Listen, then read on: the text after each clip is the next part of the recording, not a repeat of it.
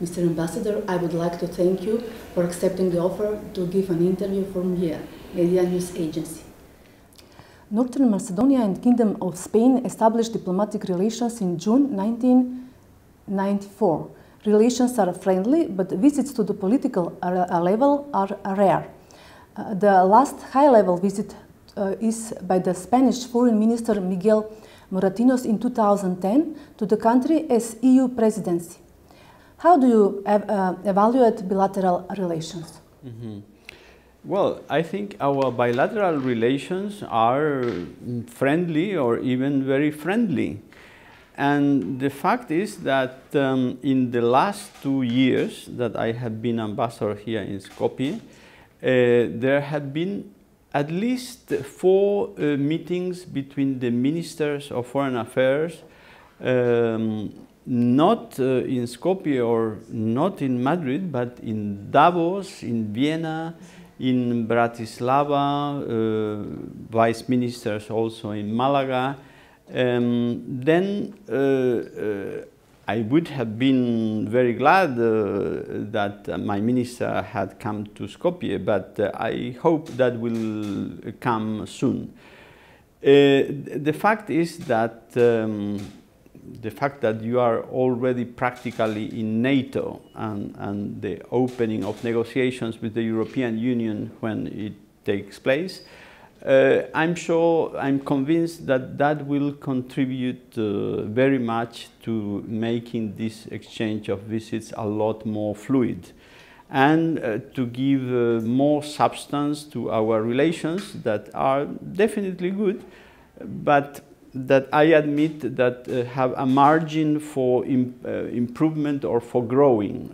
They have a potential for growing in different fields. The prevailing opinion is that the potential for cooperation is not particularly exploited economically. Trade amounted to 84.3 million euros in 2013, and foreign direct investments from 1997 to 2013 was below €500,000 euros. Can we expect more initiatives to enhance cooperation in this area? I think that in the field of trade and investments, the main decisions are in the hands of the companies, of the private companies. But still, I think we have to establish a clear distinction between trade, where I think the development is acceptably good, at least for North Macedonia. Spain has been in the last years almost on a permanent way your 9th buyer of Macedonian exports. It's not bad. Then it's true that the investments are poor. I admit it, and well, I would have been glad if there had been more Spanish investments here in North Macedonia, but my opinion as well is that as your country continues advancing in the strengthening of the rule of law and promoting good governance, that will make the country even more attractive to foreign investment in general, and that will include for sure also Spanish companies. Spain is a supporter of Republic of North Macedonia, North Macedonia's EU integration and EU enlargement in the Western Balkans. What is the position of official Madrid regarding the date for the opening of the EU membership negotiations for the forthcoming Council of the European Union? Well, Spain has supported your European aspirations the last years, and our intention is to continue to doing that now and in the coming future. We are very aware of the important contribution to the stability of the region that the reconciliation with both Bulgaria and Greece through the Prespa agreement entails. And we are of the opinion that that is an important merit that should be taken into account. The process of ratification of NATO protocol is ongoing. Of the 29 member states, so far 22 have signed it, with procedures in 6 states ongoing. Spain is expected to do so after early elections scheduled for November 10 this year.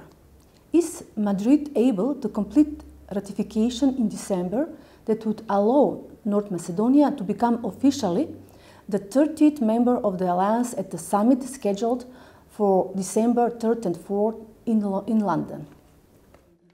Mm-hmm. Well, first of all, allow me to congratulate you as citizen of the Republic of North Macedonia for the extraordinary achievement that supposes to have received already in 9 months the ratification of 22 members of NATO out of 29. That is, I insist, an extraordinary achievement. And de facto, North Macedonia is a member of NATO. The rest are mainly formalities.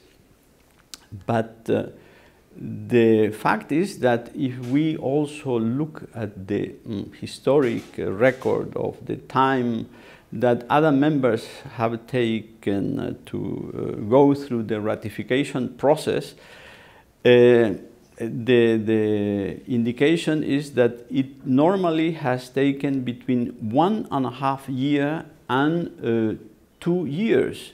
That means, yeah, 18 to 24 months. And the distance in time between your signature of the protocol and the London summit is 10 months. Then you have already done extremely well.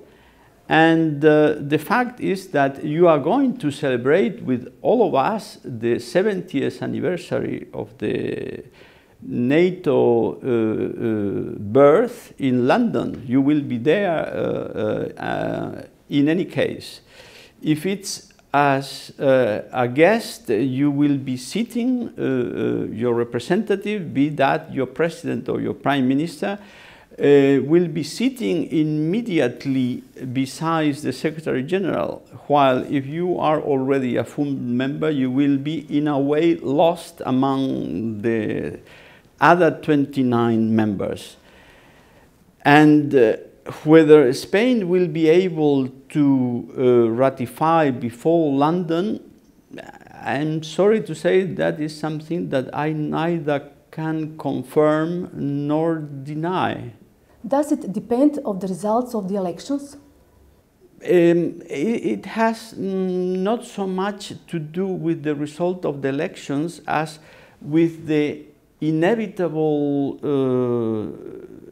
time that has to pass after the election and the fact in which the parliament is officially gathered and the presiding table of the parliament is elected and so on. That is something that is the subject of legal experts very specialized in parliamentary constitutional law, and I'm sorry, it's not my case. I am a career diplomat and it's a field extremely specialized. The Kingdom of Spain on the 12th of October is going to celebrate its National Day. What are the challenges for the country in the coming period? Well, Spain has become aware since many years already that no country can face the challenges of the present and the future alone. That's why we have been for quite a few years already very identified with the goals of the European Union, of our partners of the European Union and of NATO. The main challenges that we have in front of us, the energy transition to mitigate climate change, the management of migratory fluxes, populism, the fight against terrorism. All these challenges can only be addressed successfully if we work together, as I said, either in some cases within the European Union or NATO. And the fact is that in some other cases, even these two very important organizations are not a forum wide enough to face certain challenges. That's why Spain is also very committed with the United Nations and, of course, as well the OSCE.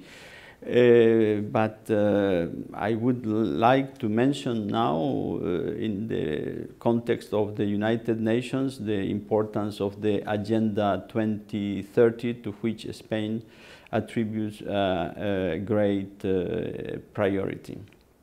Dear Ambassador, I would like to thank you once again for the interview for MIA.